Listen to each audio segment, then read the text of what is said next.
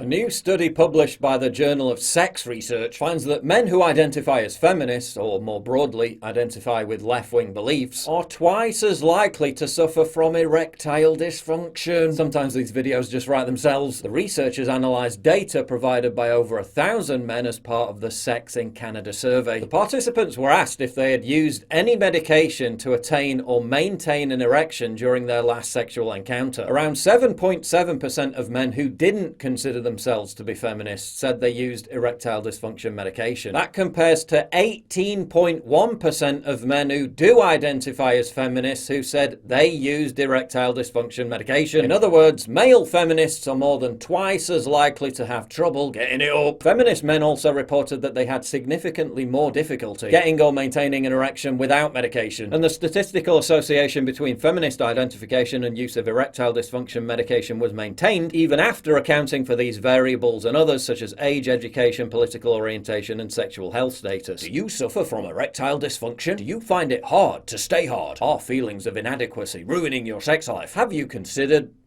adopting right-wing beliefs? Study author Tony Silver, an associate professor of sociology at the University of British Columbia, said the results suggest, quote, feminist identity may shape sexual behaviours in addition to attitudes about gender equality. By the way, this study wasn't some kind of partisan setup to provide content for people like me. It was funded by the Social Sciences and Humanities Research Council. That's the Canadian government. So why do feminist men, who of course will overwhelmingly be left-wing, have trouble getting it up and keeping it up? Are they petrified of being intimate with women because of Me Too social engineering? Or is it something biological, something related to testosterone?